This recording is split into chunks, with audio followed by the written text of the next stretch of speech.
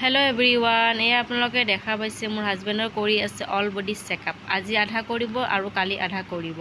আজি কৰিব ECG, pressure আৰু আপোনাৰ ব্লাড চুগাৰ, থাইৰয়ড, ওজন, হাইট এইখিনি কৰিব আৰু বাকীখিনি কালি আপোনাৰ যিখিনি আছে বাকীখিনি কালি কৰিব। কিডনি, লিভাৰ এইখিনি যিমান টেষ্ট আছে আৰু আপোনালোকক মই ভিডিঅ' দি দিছোঁ যে মাৰুতি হস্পিটেল দেখাইছিলে সুৰক্ষাত, আপোনাৰ সুৰক্ষা হস্পিটেল MRI কৰিছে, মাথাটোৰ নৰ্মেল ওলাইছে, একো প্ৰব্লেম। তাৰপিছতো মানে হাজবেণ্ডে মাথাটো মানে ফ্ৰী পোৱা নাই, মানে ফ্ৰী হোৱা নাই, আগৰ দৰে হৈ থকা নাই আৰু গাটো মানে দুৰ্বল অশান্তি টাইপ ফিল কৰিছে। সেইকাৰণে ভাবিছে অল বডি মই চেকআপ কৰাটোৱে বেষ্ট হ'ব। সেইকাৰণে অল বডি চেকআপ কৰি আছে। তেখেতে কিবা প্ৰব্লেম হ'বও পাৰে বডিত।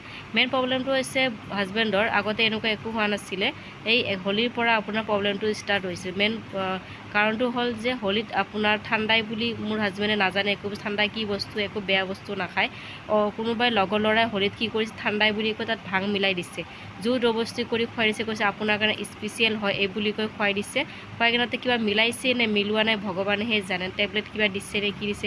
সেইদিনাখনৰ পৰা মোৰ হাজবেণ্ডৰ গাটো ইমান দুৰ্বল, মাথাটো ভাৰী মাথাত যেন আপোনাৰ চিটি যেনেকৈ হুইচেল বাজি চাগে পুলিচে যেনেকৈ হুইচেল বাজে সেনেকৈ হুইচেল বাজি থাকে, মানে ইমান অশান্তি পাইছে। MRI কৰিছে, তাৰপিছতো আপোনাৰ নৰ্মেল ৰিপৰ্ট নৰ্মেল ওলাইছে, তাৰপিছতো মাথাটো ফ্ৰী পোৱা নাই। যোনে খুৱাইছে বদমাচি কৰি কি দিছে ভগৱানে যে, তাক যদি মই লগ পাওঁ গাল ফাটাই চৰিয়াই দিম, পুলিচত দিবও মন গৈছে, মোৰ এনেকুৱা মন গৈছে। কোনো মানে মানুহে ক'লে ক'ব কিয় খাইছে, কিন্তু জোৰ জবৰদস্তি খুৱাই দিছে মোৰ হাজবেণ্ডক।